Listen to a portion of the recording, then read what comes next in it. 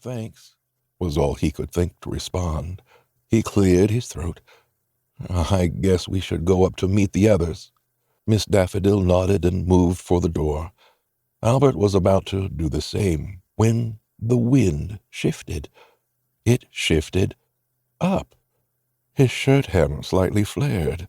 With the shift came deep anxiety. His hands tightened at his sides. The sensation invaded his senses, pouring down his spine. It was like static electricity coating his skin. 13. Albert froze, his pulse skyrocketing. He could barely catch his breath. The voice was clear, enunciated perfectly, and inhuman. A sensation deep in the pit of Albert's stomach spasmed. A primal rush went through his mind. 13. The voice called out again. He almost screamed, but choked it back. The breeze stopped. The world was too quiet. Miss Daffodil was only a few feet away, frozen as well. What the fuck? He whispered. His gaze locked on Miss Daffodil's back, and he sprinted to her. She jolted when he touched her shoulder, her eyes as wide as he assumed his were. It's nearby, Albert whispered. They bolted for the door and swung it open with too loud a bang. The others were still, having clearly heard the noise. Chuck was sitting stiffly on the couch, holding a beer. Cassandra was off in the corner with her own bottle. Patrick stood by a window, one hand resting on an unlit pinball machine. Albert started to say something. Miss Daffodil shushed him. Patrick stiffened, then mouthed, "What was that?" Miss Daffodil looked over at Albert. Before he could make any motion, the sound came again. 13. Closer, louder, with almost a mocking tone. "No!"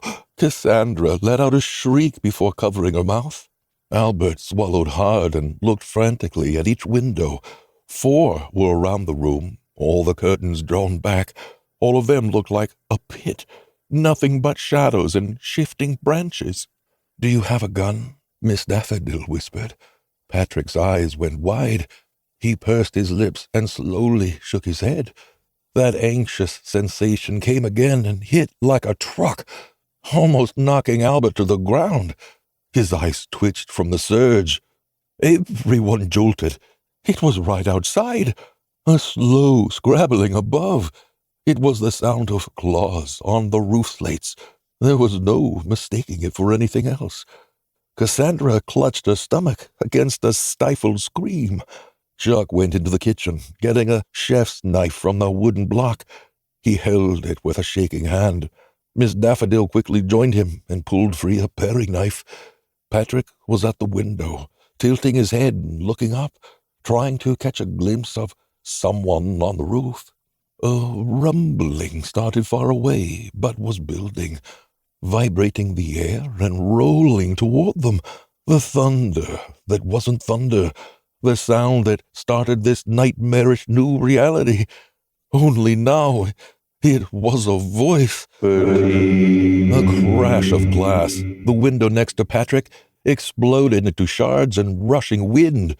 A massive claw of viscous dark engulfed his face, covering his eyes and mouth, and yanked him away.